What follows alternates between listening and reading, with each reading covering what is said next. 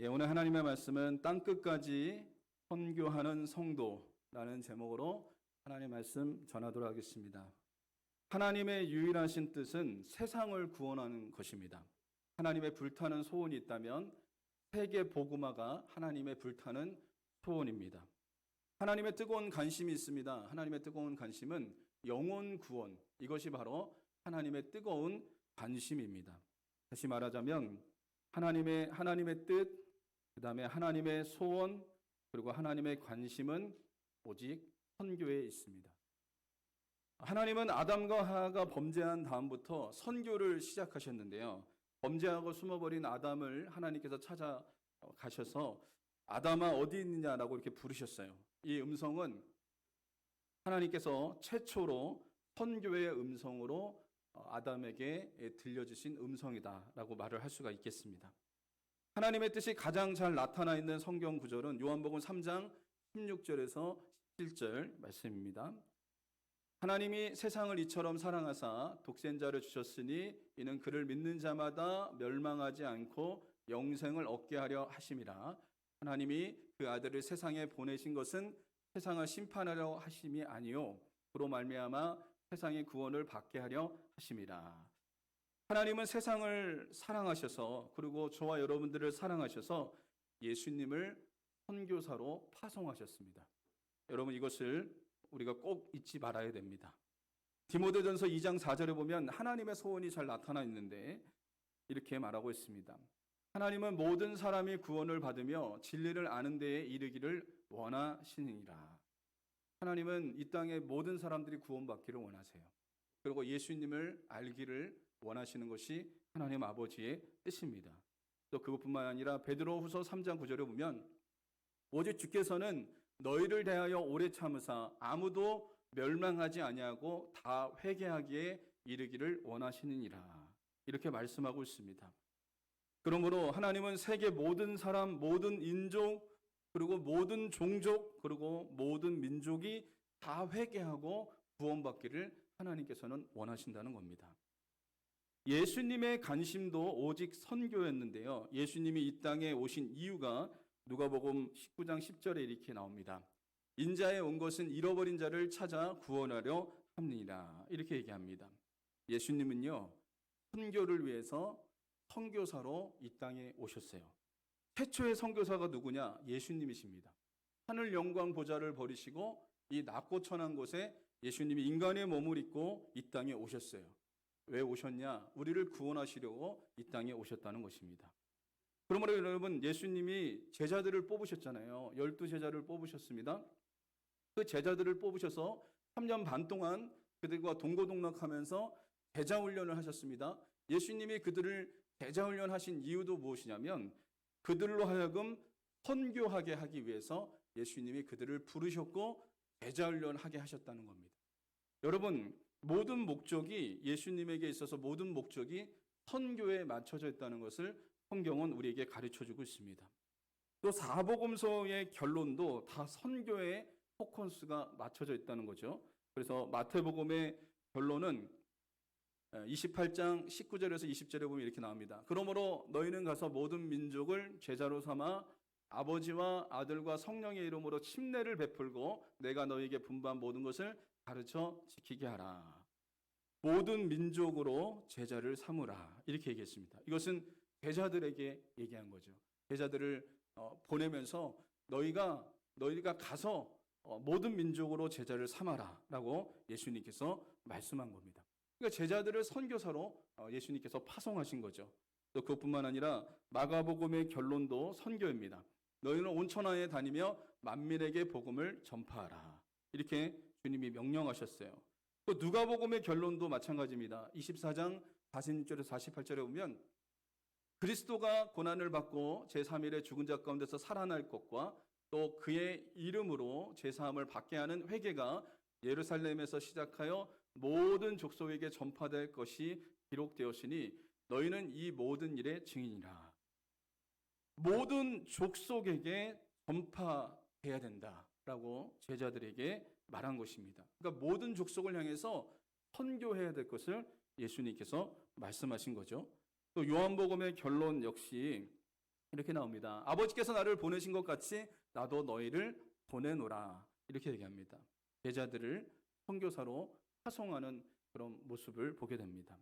여러분, 우리가 읽었던 오늘 본문의 말씀, 예수님이 승천하실 때도 예수님이 마지막으로 이 땅에 계시면서 마지막으로 명령하신 유언과도 같은 말씀이 오늘 사도행전 1장 8절입니다. 오직 성령이 너희에게 임하시면 너희가 권능을 받고 예루살렘과 온 유대와 사마리아와 땅끝까지 이르러 내 증인이 되리라. 이렇게 말씀하셨어요. 예수님은 선교를 명령하시고 승천하셨어요. 그러므로 여러분, 주님의 가장 큰 명령, 그리고 최후의 명령, 그 지상 명령이 무엇입니까? 선교의 명령입니다. 다시 말하자면 예수님은 선교 때문에 이 세상에 오셨고 또 고난 받으셨고 죽으셨고 부활하셨고 승천하셨던 것을 여러분 살펴볼 수가 있다는 겁니다. 그러므로 성도와 교회는 주님의 명령에 순종해서 땅끝까지 선교하는 공동체가 여러분 되어야 될 줄 믿으시길 바랍니다. 교회의 사명, 성도의 사명이 뭘까요? 선교하는 것입니다. 선교. 교회가 선교를 잃어버리면요, 이것은 교회의 존재의 목적을 잃어버린 겁니다. 성도도 마찬가지입니다. 성도도 선교의 명령에 우리가 순종할 때 성도의 존재의 목적, 교회의 존재의 목적을 잃어버리지 않고 주님께 순종하는 자가 될 수 있다는 것을 여러분 잊지 마시기를 주님의 이름으로 간절히 소망합니다. 그러므로 여러분, 오늘 본문 말씀을 통해서 우리가 어떻게 하면 땅끝까지 선교하는 성도가 될지를 우리가 살펴보겠는데요. 첫 번째는 성령 받은 하나님의 자녀는 모두 선교사입니다. 여러분, 사도행전 1장 8절을 보면 누가 주님의 증인이 될 것이다 라고 말씀하고 있습니까? 즉, 누가 선교할 수 있는지를 얘기해 주고 있는데요. 성령 받은 자들이 주님의 증인이 될 수 있다는 것을 말씀해 주고 있습니다. 빨간 글씨로 제가 이렇게 쳐놨는데요. 오직 성령이 너희에게 임하시면 너희가 권능을 받고 내 증인이 되리라. 누가 선교할 수 있습니까? 누가 주님의 증인이 될 수 있습니까? 성령 받은 사람들이 주님의 증인이 될 수 있습니다.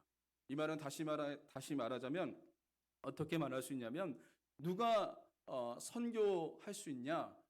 성령 받은 하나님의 자녀들, 그들이 선교사라는 것을 말씀해 주고 있습니다.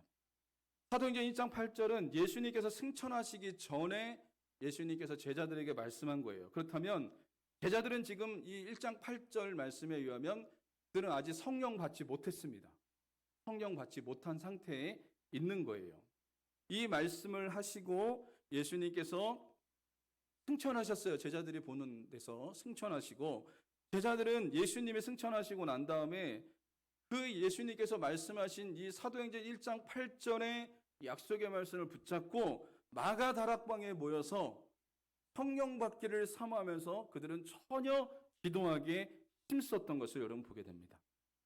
그들이 기도하기에 힘썼을 때 열흘째 되던 날, 오순절 날에 성령이 임했습니다. 그 120명이 모여 있었는데 120명 모두에게 각자 위에 성령이 임하는 놀라운 역사가 일어났어요. 그들이 성령을 받고 난 다음에요, 제자들은 완전히 다른 사람이 됐습니다. 성령 받기 전에는 어떻게 되냐면 주님의 증인으로 살지 못했어요. 예수님의 증인으로 살고 싶어도 살지 못했습니다. 그들이 어떻게 했습니까? 십자가의 고난 앞에서 그들은 각자 살고자 다 도망갔습니다. 예수님을 버려두고 다 살고자 각자 다 뿔뿔이 흩어져서 다 도망가기에 바빴어요. 그들이 성령 받기 전의 모습이에요. 그러나 그들이 성령 받고 난 다음에 어떻게 됐습니까? 완전히 다른 사람으로 바뀌었습니다. 그들은 핍박이 와도요, 죽음의 위협이 와도요, 그것을 아랑곳하지 않고요, 예수님이 그리스도이심을 증거하는 놀라운 역사가 여러분 일어났던 것입니다. 여러분, 이 모습을 보면요, 사도행전 1장 8절의 그 말씀이 제자들을 통해서 성취되어지는 모습을 사도행전 2장에서 우리는 볼 수가 있습니다. 여러분, 그렇습니다. 제자들은 주님께서 약속하신 성령을 받고 난 뒤에 증인으로서의 삶을 살아가게 됐던 것을 살펴볼 수가 있습니다. 그렇다면 여러분은 성령을 받으셨습니까? 여러분 성령을 받으셨어요? 내가 성령을 받았는지 안 받았는지를 어떻게 알 수 있을까요? 느낌으로 알까요? 그냥 내가 기분이 좋으면 성령 받은 것 같고 내가 기분이 나쁘면 성령 안 받은 것 같습니까? 여러분 그것이 아닙니다. 내 느낌으로 성령을 받았는지 안 받았는지를 판별하는 게 아니라 말씀으로 판별해야 된다는 겁니다.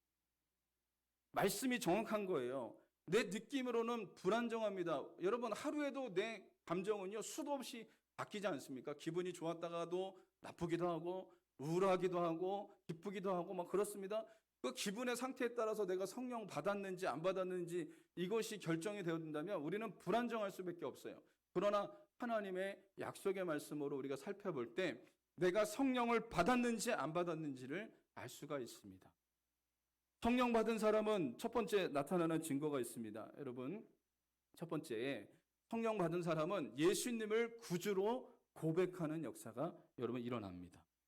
그래서 고린도전서 12장 3절에 보면 이렇게 얘기합니다. 그러므로 내가 너희에게 알려노니 하나님의 영으로 말하는 자는 누구든지 예수를 저주할 자라 하지 아니하고 또 성령으로 아니하고는 누구든지 예수를 주라고 할 수 없느니라. 예수님을 주님으로 고백하는 사람은 성령 받은 사람이에요. 성경에서 말하고 있습니다. 두 번째는 성령이 함께 하시면 하나님을 아버지라고 부릅니다.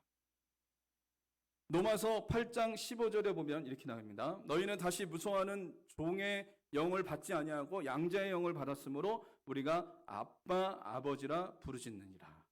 하나님을 아버지라고 여러분이 부르십니까? 그렇다면 여러분 안에 성령이 오신 겁니다. 세 번째, 성령이 함께 하시면 하나님의 은혜를 깨닫습니다. 고린도전서 2장 12절에 보면 우리가 세상의 영을 받지 아니하고 오직 하나님으로부터 온 영을 받았으니 이는 우리로 하여금 하나님께서 우리에게 은혜로 주신 것들을 알게 하려 하심이라. 하나님의 성령을 받은 사람들은 어떤 사람들이냐면 말씀을 들으며 은혜를 받습니다. 찬송을 부르면 은혜를 받습니다. 그리고 기도하는 가운데 또 은혜를 받는 역사가 여러분 일어납니다. 이게 왜 그러냐면 우리 안에 성령이 오셨다고 하는 증거입니다. 또 네 번째는 성령이 함께 하시면 용서와 사랑의 마음이 생겨요. 누군가를 미워하다가도 내 마음에 이러면 안 되지, 내가 저 사람을 용서해야지, 이런 마음이 내 마음에 드는 겁니다. 이게 바로 성령 받은 사람의 특징이에요. 다섯 번째는 뭐냐면 성령이 함께 하시면 성령의 근심을 깨닫습니다. 그래서 에베소서 4장 30절에 보면 하나님의 성령을 근심하게 하지 말라. 그 안에서 너희가 구원의 날까지 인치심을 받았느니라. 세상 사람들과 달라요. 세상 사람들은 죄를 지어도 양심의 가책이 없습니다. 그러나 성령 받은 사람은 어떠냐면 자그마한 죄를 져도 내 마음이 괴로워요. 내 마음이 막 힘들어요. 왜 그렇습니까? 내 안에 계신 성령이 근심하시기 때문에 그래요. 주일날 예배 안 드리면요 내 마음이 힘들어요. 여러분 어떻게 하다가 보면 내가 기도하지 못하고 그러면 내 마음이 막 괴로울 때가 있어요. 왜 그렇습니까? 내 안에 성령이 근심하신다고 하는 증거입니다. 이것은 내 안에 성령이 함께 하신다고 하는 증거죠. 또 여섯 번째 보면 성령이 함께 하시면 하나님의 소원을 품습니다. 빌립보서 2장 13절에 너희 안에 행하시는 하나님이시니 자기의 깊으신 뜻을 위하여 너희에게 소원을 두고 행하게 하시나니. 내가 하나님의 일을 하고 싶어요. 그리고 내가 하나님을 위해서 열심을 내고 싶어요. 내가 하나님을 위해서 살고 싶어요. 그런 마음들이 자꾸 든다면 내 안에 성령이 계신 겁니다. 이게 바로 성령이 내 안에 계시다고 하는 증거입니다. 일곱 번째 보면 성령이 함께 하시면 전도하고 싶은 마음이 생깁니다. 구원받지 못한 사람들을 보면 불쌍히 여겨지고 그들을 예수님 앞으로 이끌고 싶은 마음이 내 마음에 듭니다. 이게 바로 성령 받은 사람들의 특징이라는 것을 말씀해 주고 있습니다. 여러분 안에 성령이 계신지 안 계신지를 오늘 제가 일곱 가지를 이렇게 얘기했는데 여러분 이것을 통해서 여러분이 알 수 있는 건 뭐냐면 내가 성령을 받은 사람인지 안 받은 사람인지 이것을 통해서 우리가 깨닫게 된다는 거예요. 그래서 여러분 사도행전 1장 8절로 다시 돌아가 보면 성령이 임한 사람, 이 사람은 권능을 받은 거예요. 하나님의 능력을 입은 사람이에요. 이 사람이 바로 예수님의 증인이 될 수 있다는 겁니다. 그렇다면 여러분은 성령을 받으셨습니까? 그렇다면 여러분은 선교사로 부르심을 받았다는 거예요. 여러분, 이것을 잊지 않는 하나님의 사람들이 되시기를 주님의 이름으로 간절히 소망합니다. 그래서 한번 이렇게 고백해 보겠습니다. 가슴에 한번 손을 얹고 이렇게 고백해 볼까요? 주님, 내가 선교사입니다. 여러분, 그렇습니다. 다른 어떤 특별하게 부르심을 받아서 보내심을 받은 그분들도 선교사이지만, 여러분, 성령 받고 구원받은 하나님의 자녀들이라면 저와 여러분들은 선교사입니다. 선교사. 이것을 잊지 않고 이 땅에서 살아가는 하나님의 사람들이 되시기를 주님의 이름으로 간절히 소망합니다. 그렇다면 우리는 어디서 예수 그리스도의 증인으로 살아가야 될까요? 두 번째로, 내가 선 곳이 땅끝이라는 것을 여러분 꼭 기억하고 살아가야 됩니다.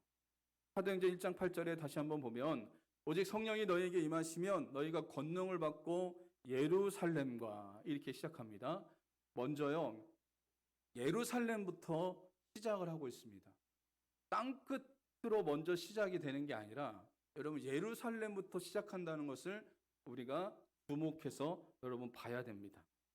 제자들이 예수님의 증인으로서의 삶을 살게 될 지역이 어디였습니까? 즉 그 시작점, 그 출발점이 어디였는지를 우리가 좀 살펴봐야 되는데, 그 출발점, 시작점이 바로 예루살렘이었습니다.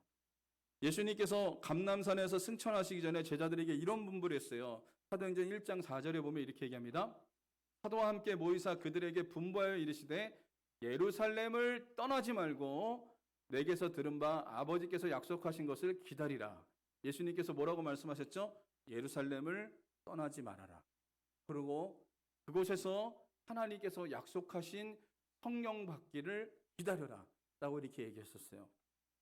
그때 제자들은요, 그들은 주님이 말씀하신 그 약속의 말씀을 붙잡고 예루살렘을 떠나지 않고 마가다락방에 가서 성령 받기를 기다리면서 그들은 기도하고 또 기도했던 자들이 바로 제자들이었어요. 그래서 이 사도행전 1장 12절에서 13절에 보면, 제자들이 감람원이라 하는 산으로부터 예루살렘에 돌아오니 이 산은 예루살렘에서 가까워 안식일에 가기 알맞은 길이라 들어가 그들이 유하는 다락방으로 올라가니, 여기 감람원이라는 것은 감람산이에요. 예수님이 감람산에서 올라가셨거든요. 승천하셨거든요. 그 예수님이 승천하신 모습을 보고 제자들이 곧장 어디로 갔냐? 예루살렘으로 돌아갔어요. 그리고 어디로 갔냐? 마가다락방에 그들이 모였습니다. 그래서 예수님께서 약속하신 약속의 말씀을 붙잡고 기도하기에 그들이 힘썼던 것을 여러분 보게 됩니다. 그러고 나서 성령이 임했죠. 사도행전 2장 1절에 보면 각 사람에게 오순절 날에 각 사람에게 성령이 임하는 역사가 일어났어요. 그리고 제자들이 성령 받고 처음으로 복음을 전한 곳이 어디였을까요? 사도행전 2장 5절에 이렇게 나옵니다. 그때 경건한 유대인들이 천하 각국으로부터 와서 예루살렘에 머물러 있더니, 예루살렘이었습니다. 제자들이 성령 받고 처음으로 복음을 전한 장소는 어디였냐면 예루살렘. 예루살렘에서부터 복음이 증거되어지기 시작을 했습니다. 그렇다면 이것은 무엇을 얘기해 주는 것일까요? 바로 제자들이 서 있는 그곳, 그것이 바로 예루살렘이었어요. 여러분, 그렇습니다. 우리가 서 있는 곳이 복음을 전해야 될 땅이라는 것을 잊지 마시기를 주님의 이름으로 간절히 소망합니다. 우리가 지금 어디 서 있습니까? 여러분, 그것을 우리가 기억해야 돼요. 여러분과 제가 서 있는 그곳이 땅끝입니다. 땅끝. 우리가 복음을 전해야 될 그곳이라는 것을 잊지 않는 하나님의 사람들이 되시기를 주님의 이름으로 간절히 소망합니다. 우리가 서 있는 곳이 가정이고, 그리고 직장이고, 그리고 우리가 살고 있는 이 둔포 지역, 그리고 어떤 분은 평택에 살기도 하시니까 둔포와 평택, 그리고 여러분 작게는 우리의 가정, 그리고 직장, 그리고 우리가 살고 있는 이 지역, 이것이 바로 내가 서 있는 땅입니다. 내가 서 있는 땅이라는 것을 여러분 잊지 말고 여기서 우리는 선교사로 살아가야 됩니다. 복음을 증거하는 일에 힘쓰는 하나님의 사람이 되어야 됩니다. 특별히 우리는요, 가정에서 선교사로 살아가야 됩니다. 가정에서. 우리들 교회 김양재 목사님이 계십니다. 이 김양재 목사님이 서울대 음대를 나왔거든요. 얼마나 여러분 머리가 좋았겠습니까? 서울대 음대 피아노를 전공해서 피아노도 정말 잘 치고 머리도 참 좋았습니다. 이분이 시집을 갔는데 장로님 집안으로 시집을 갔어요. 여러분 장로님 집안이니까 얼마나 믿음이 좋았겠습니까? 얼마나 믿음이 좋았겠어요. 근데 시집을 갔더니 겉으로 보여지는 것만 사람들 앞에 믿음이 좋아 보였지만 그 집안은요 엉망진창이었습니다. 사람들 앞에 보여지는 것으로 볼 때는 정말 믿음이 대단한 사람처럼 보였는데, 그런데 시집을 가서 봤더니 그 집안이 정말 믿음이 있는 집안이 아니었어요. 사람들에게 보여지는 모습만 그런 장로님의 모습이었습니다. 그분이 시집을 갔는데 시집살이가 말도 못했습니다. 시아버지, 시어머니에게 무시를 당하기 일쑤였고요. 그리고 바깥 출입이 금지가 되었습니다. 그래서 주일날 한번 교회 갈 때만 바깥에 나가고요. 바깥에 나가지를 못하는 거예요. 하루 종일 삼시세끼 밥을 해야 돼요. 밥을 하고 나서는 어떻게 되냐면 청소를 해야 되는데 그냥 청소가 아니에요. 완전히 집안을 대청소를 매일 해야 됩니다. 매일. 밥 먹고 쓸고 닦고 얼마나 그 일이 많은지 몰라요. 쓸고 닦고 그 일을 계속 해야 돼요. 매일매일 그렇게 해야 돼요. 정말 힘든 그런 시댁살이가 시작이 됐죠. 근데 남편이라도 좀 자상하면 얼마나 좋을까요? 남편은 산부인과 의사인데 말로 폭언을 일삼는 사람이었습니다. 얼마나 폭언을 하는지 이 김양재 목사님의 서울대 음대를 나왔으니까 얼마나 똑똑해요. 그런데 남편이요 멍청아, 이 바보야 이러면서 그 폭언을 일삼았어요. 그러니까 이분이 이런 얘기를 하더라고요. 정말 매일 멍청이 바보 소리를 들으니까 자기가 정말 멍청인가 바본가 이런 생각이 들 정도로 그런 남편에게 그 폭언을 그렇게 많이 들었던 그런 사람이었다 그래요. 매일매일 이런 일에 시달리다 보니까 너무 견딜 수가 없어서 하루는 폭발하고 말았습니다.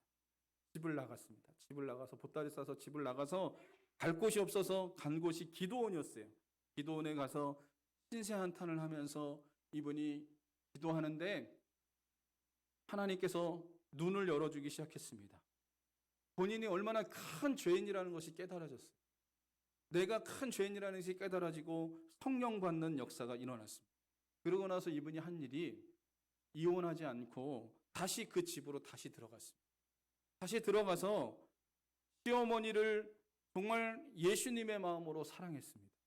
그리고 남편을 예수님의 마음으로 진심으로 사랑하게 되었습니다.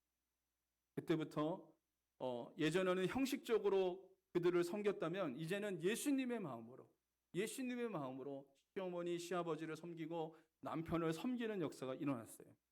시어머니는 교회를 다녔지만 예수님을 인격적으로 만나지 못한 분이었습니다. 그러나 이 김양재 목사님을 통해서 예수님을 인격적으로 만나게 되는 역사가 일어났습니다. 그리고 남편도요. 그렇게 못되게 굴던 남편이 어느 날 간암 말기가 온 거예요. 간암 말기가 와서 이제 죽을 날이 가까이 온 거예요. 나중에 이 남편이 회개하고 예수님을 구주로 영접하고 그 아내인 김양재 목사님에게 미안하다는 말을 하고 그 남편이 호천합니다. 여러분, 이런 정말 어려운 상황 속에서 이 김양재 목사님은요, 선교사로서 그 가정에서 삶을 살았어요. 그랬더니 남편이 구원받고 시어머니도 구원받고 그 가정이 온전히 변화되어지는 놀라운 역사가 여러분 일어났던 것입니다. 여러분 중에 혹시 가정에서 혼자 예수님 믿으시는 분이 계십니까? 그렇다면 여러분이 기억하셔야 돼요. 하나님이 여러분을 그 가정의 선교사로 불러주신 것입니다. 하나님이 여러분을 선교사로 그곳에 세우셨다는 것을 잊지 않는 하나님의 사람들이 되시길 바랍니다. 그리고 여러분, 우리 모두가 기억해야 될 것이 있어요. 내가 서 있는 그 땅이 바로 복음을 전해야 될 것이고 내가 예수 그리스도의 사랑으로 섬겨야 될 자리라는 것을 여러분 잊지 않는 하나님의 사람들이 되시기를 주님의 이름으로 간절히 소망합니다. 그래서 저와 여러분이 서 있는 그곳에서 예수 그리스도의 증인으로 살아가시는 하나님의 사람들이 되시기를 주님의 이름으로 간절히 소망합니다. 세 번째로 복음이 전해지지 않은 곳이 땅끝입니다. 사도행전 1장 8절에 보면 오직 성령이 너희에게 임하시면 너희가 권능을 받고 예루살렘과 온 유대와 사마리아와 땅끝까지 이르러 내 증인이 되리라.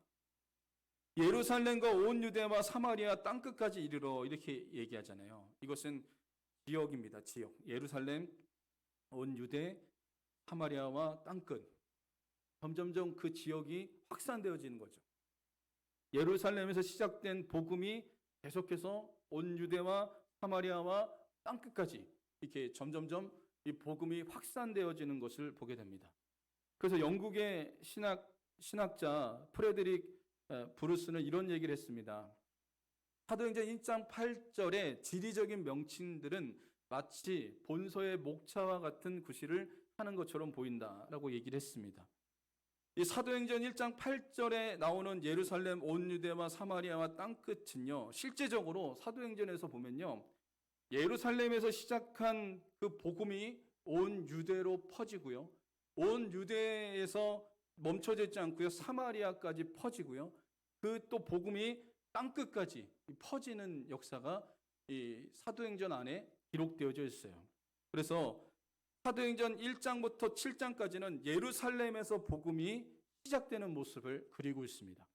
또 온 유대와 사마리아의 복음이 퍼지는 모습은 사도행전 8장 1절부터 11장 18절까지 기록되어져 있고요. 또 온 세계로 확장되어져 가는 모습은 사도행전 11장 19절부터 28장 마지막 절까지 기록되어져 있어요. 그러니까 복음이 예루살렘에서 온 유대와 사마리아와 땅끝까지 복음이 계속해서 확산되어져 가는 모습이 사도행전에 기록되어져 있는 것을 여러분 보게 됩니다.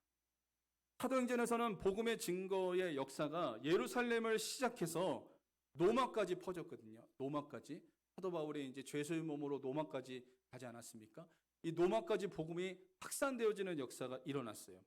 그래서 여러분 이 땅끝이라는 곳이 어디냐면 땅끝은요, 한 번도 복음을 듣지 않은 땅, 복음이 전해지지 않은 땅이 땅끝이라는 것을 말씀해 주고 있다는 것입니다.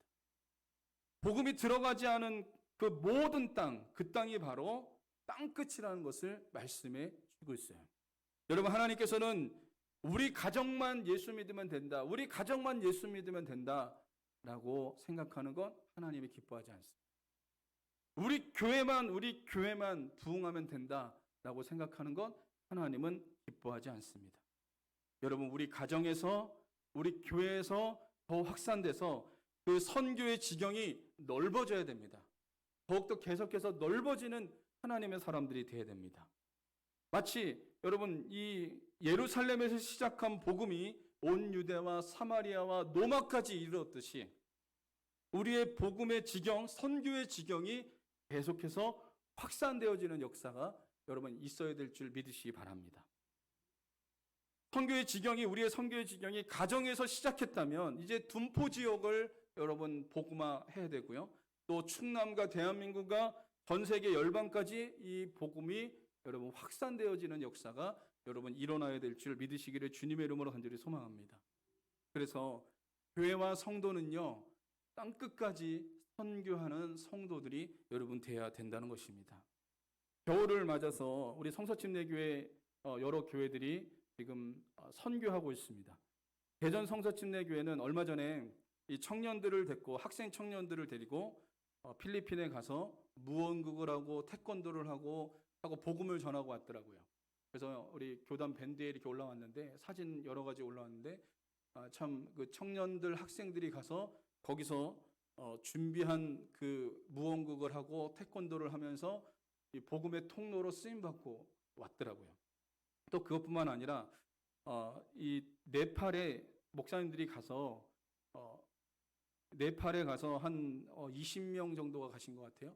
그 네팔이라고 하는 곳에 가서 거기서 복음을 전하고 교회를 세우고요, 교회 헌당식을 하고, 그리고 복음 전하고 10명의 사람들이 구원받아서 침례주는 장면입니다. 지금 최근에 지난주에 있었던 일이 이제 올라와서 제가 좀 봤는데요. 또 그것뿐만 아니라 이 필리핀에 5분의 목사님들이 가서 각 교회마다 방문해서 지금 복음을 전하고 있습니다. 그리고 내일부터는 필리핀 목회자들을 중심으로 목회자 학교가 시작이 된다 그럽니다. 여러분, 왜 이분들이, 그리고 이 교회가 왜 필리핀에 가고 네팔에 가서 왜 복음을 전하는 것일까요? 주님의 명령이기 때문입니다. 땅끝까지 이르러 내 증인이 되라 말씀하신 주님의 명령에 순종하고 있는 것입니다. 우리 교회도 2월 13일 월요일부터 18일 토요일까지, 토요일 새벽에 우리가 돌아오는데요. 필리핀 네그로스 섬에 있는 실라이 지역에 우리 교회가 갑니다. 2번의 집회가 있고 6교회를 방문합니다. 제가 거기 가서 2번의 설교를 하고 또 우리 선교팀들이 무언극과 또 특송 이렇게 해서 또 복음을 전하고 올 텐데요. 왜 돈을 들이고 시간을 들여서 그곳에 가야만 하는 것입니까? 그 이유가 있습니다. 선교는 주님의 명령이기 때문에 그래요. 우리만 예수 믿고 우리만 잘되고 우리만 천국을 소망하고 살아가는 거 하나님이 원하지 않습니다. 복음이 나로부터 시작해서 땅끝까지 이르기를 하나님께서는 원하신다는 것입니다. 여러분이 가실 수 없다면 기도로 선교에 동참할 수 있습니다. 우리 선교팀들이 2월 13일부터 18일까지 가는데 여러분의 기도가 얼마나 중요한지 몰라요. 또한 이 선교지를 위해서 여러분의 선교 헌금으로 동참할 수 있습니다. 여러분, 그러므로 오늘 이 말씀을 통해서 우리는 어떤 사람들이 되어야 될까요? 땅끝까지 선교하는 공동체가 여러분 되어야 될 줄 믿습니다. 최초의 선교사는 예수님이십니다. 예수님을 한번 생각해 보십시오. 하늘 영광 보좌를 버리고 이 낮고 천한 곳에 오셨어요. 예수님이 최초의 선교사세요. 예수님은요, 여러분 얼마나 불편하겠습니까? 하늘 영광 보좌를 버리고 인간의 몸을 입고 이 낮고 천한 곳에 예수님이 오셨다는 거예요. 왜 오셨습니까? 우리를 구원하기 위해서, 인간의 죄를 사하시기 위해서 예수님이 이 땅에 오셨다는 겁니다. 예수님이 선교사로서 하늘 영광 보좌를 버리고 이 땅에 오신 것처럼 예수님을 믿고 구원받은 하나님의 자녀들은 선교사로 부르심을 받았다는 거예요. 그래서 저와 여러분들은 선교사라는 것을 잊지 마시기를 주님의 이름으로 간절히 소망합니다.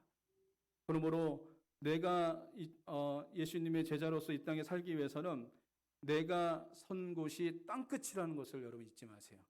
여러분의 서 있는 그 가정, 직장, 여러분이 살고 있는 그 마을, 지역이 땅끝이라는 것을 잊지 마시기 바랍니다. 거기서 사랑으로 섬기심으로 예수 그리스도의 향기를 드러내시는 저와 여러분들이 되시기를 바랍니다.